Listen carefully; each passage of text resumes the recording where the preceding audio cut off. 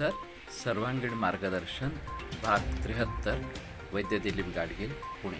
अभी तक जो मैं विवेचन करता आया हूँ उसके जरिए आपको ये पता चल गया होगा कि कैंसर के लिए सिर्फ एक ही दृष्टि से, आधुनिक वैद्य के दृष्टि से ही देखना बराबर नहीं है।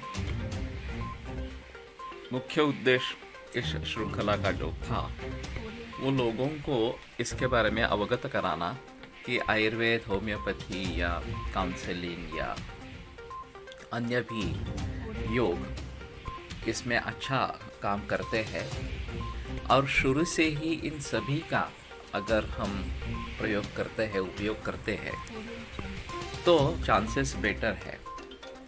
और वास्तव में एलोपैथिक चिकित्सा मूल चिकित्सा न होते हुए आयुर्वेद प्रधान चिकित्सा होनी चाहिए और उसके साथ में जो भी चिकित्सा आप लेना चाहते हैं वो ले लेंगे।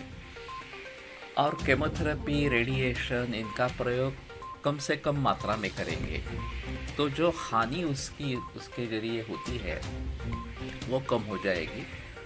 और जो थोड़ा सा पर्पस है कि ट्यूमर पर रोक लगे, इस प्रकार से कुछ वो उद्दिष्ट साध्य हो सकता है। और इसके जरिए अगर एक सर्वांगीण विचार करके चिकित्सा की जाती है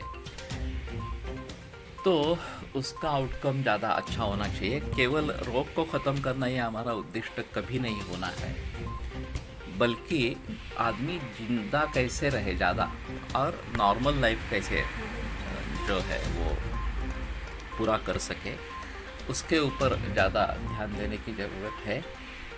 और ये तभी हासिल हो सकता है कि जब हम जीवन शैली में परिवर्तन लाएंगे, जब हम खाने पीने में परिवर्तन लाएंगे, योग को जीवन का एक हिस्सा बनाएंगे और फिर रसायन या पंचकर्म इसका प्रयोग करते रहेंगे तो ये चीज़ें हासिल हो सकती है।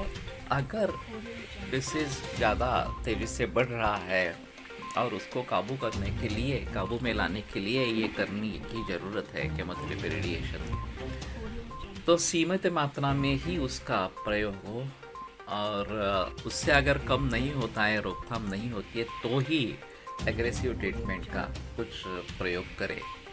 लेकिन ये इन सब बातों को ध्यान में रखते हुए अगर कैंसर की चिकित्सा होगी तो जाहिर है कि क्वालिटी ऑफ लाइफ ज़्यादा अच्छी इस प्रकार की रहेगी। जो भी जीना है वो बेहतर जीना इस प्रकार का होगा।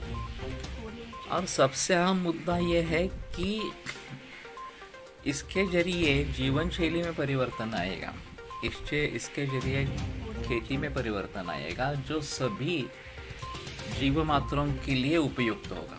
न केवल मानव के लिए उपयुक्त होगा अपितु सभी जीवों के लिए वो उपयुक्त होगा, चाहे पेड़ पौधे हो, चाहे बाकी पशु पक्षी वगैरह इस प्रकार के हो, चाहे पर्यावरण इस प्रकार का हो। तो उन सभी में परिवर्तन लाना जरूरी है। और जब तक हम ये समझेंगे नहीं कि ये सब कारण है कैंसर के और इसके जरिए कैंसर उत्पन्न हो रहा है और तेजी से फैल रहा है, तब तक इनकी तरफ हमारा ध्यान कभी नहीं जाएगा।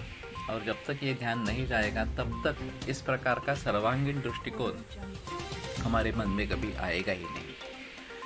तो इस श्रृंखला का एक महत्वपूर्ण उद्देश्य था कि लोगों को इसके बारे में अवगत कराना, लोगों को शुरू से ही आयुर्वेद चिकित्सा और आयुर्वेदीय जीवन शैली, खान पान इसके बारे में अवगत कराना और उनमें परिवर्तन लाना। न केवल मरीज में परिवर्तन लाना अपितु उस परिवार के सभी सदस्य, उसके जो कोई रिश्तेदार है या मित्र इस प्रकार के हैं, इन सभी में ये परिवर्तन लाना, ये इसका एक मकसद है।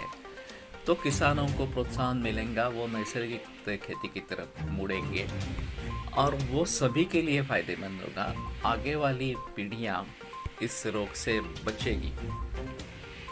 तो ये मकसद मैं समझता हूँ कि काफ़ी हद तक मैंने जो कोशिश की है उससे सिद्ध हुआ है। तो अभी यहीं पे इस श्रृंखला के लिए विराम लेते हैं। आगे मैं फिर से सोचूंगा कि कौन सी श्रृंखला शुरू करनी है और उसके आधार पर वो शुरू हो जाएगा।